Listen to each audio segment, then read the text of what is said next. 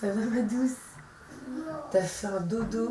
Énorme. Ben voilà, t'as fait 22h, 10h. Voilà. Réveil en douceur pour Satine. Les journées sont parfois très longues pour la jeune demoiselle de 6 ans et demi. Les premiers microsignes de sa maladie sont apparus il y a 3 ans. Des chutes inexpliquées à l'école ou des difficultés à monter des escaliers.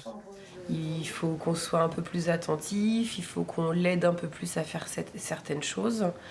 Elle va avoir plus de mal à mettre ses chaussures, à s'habiller toute seule. Dès qu'il s'agit de se pencher, surtout, elle va pas pouvoir se redresser toute seule. Ou alors, elle va pouvoir, mais il faudra lui donner un petit coup de main. Et puis en décembre 2019, le verdict tombe. Non, Satine n'est pas juste maladroite. Elle est atteinte d'une maladie orpheline mortelle extrêmement rare, baptisée SMA-PME. Une dizaine de cas actuellement dans le monde et une espérance de vie qui dépasse rarement les 16 ans. On pense toujours que ça arrive qu'aux autres. Je me suis tout de suite mis en mode guerrière.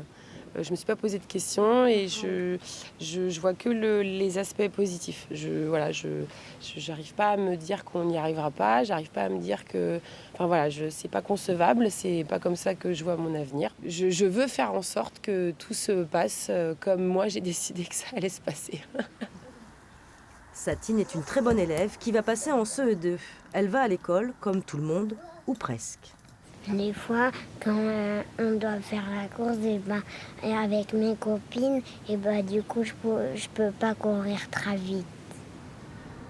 Une maladie génétique liée à une rencontre rarissime. Le même gène défaillant chez la maman et le papa. Satine est suivie de près au CHU de Nantes. J'ai un peu mal, des fois un peu partout dans la vie. En grandissant, les troubles ne seront plus seulement musculaires, mais aussi neurologiques, avec des crises d'épilepsie.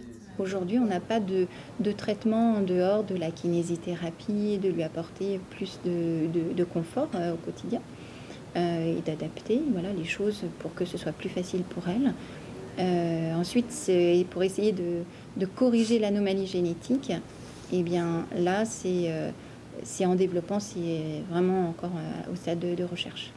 Il y a donc urgence. Il faut récolter des fonds pour aider, soutenir les thérapies géniques et trouver un traitement qui puisse au moins stabiliser la maladie. En attendant, voilà la force de Satine. C'est un soleil.